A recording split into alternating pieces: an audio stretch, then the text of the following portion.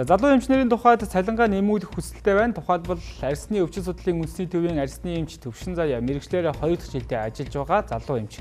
Гэвч түүний үндсэн цалин 1.5 сая төгрөг, илүү цаг нэмэгдээ тооцоодож авдаг цалин нь 2 сая төгрөг хүрдэггүй байна.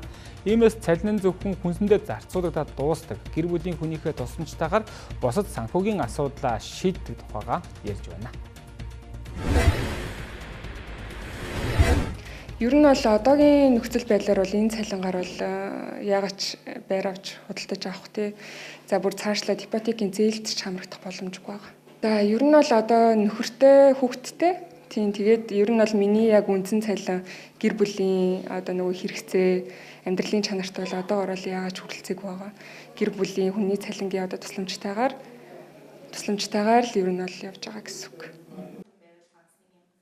Эмч бол Төвшин Заяагийн багаасаа мөрөөдөж сонгосон мэргэжил нь.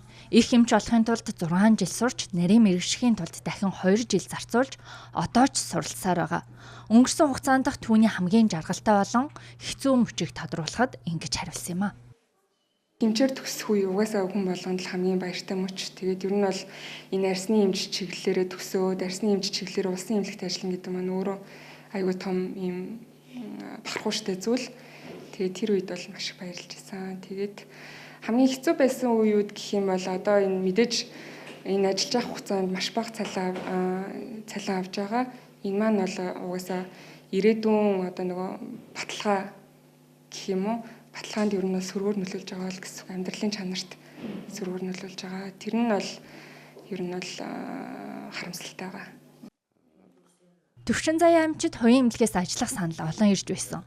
Энэ сонголтыг хийвэл авах цалин нийгмийн хангамж сайжрагч улсын эмнэлэгт ажиллах нь түүний мөрөөдлийн нэг хэсэг байсан тул хичээж ажилласаар байгаа гэдгийг ярьсан юм а.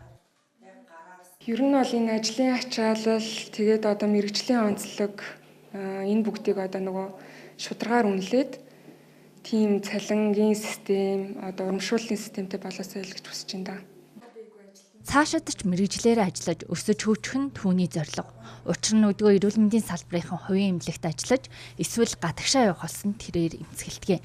Иймээс энэ салбарт ажиллах хүчний бодлого амьдралд нь хүрэлцгүйц цалин өгүүлэгдэж байгааг тэрээр залуу эмч нараа төлөөлөн ярьсан юм а.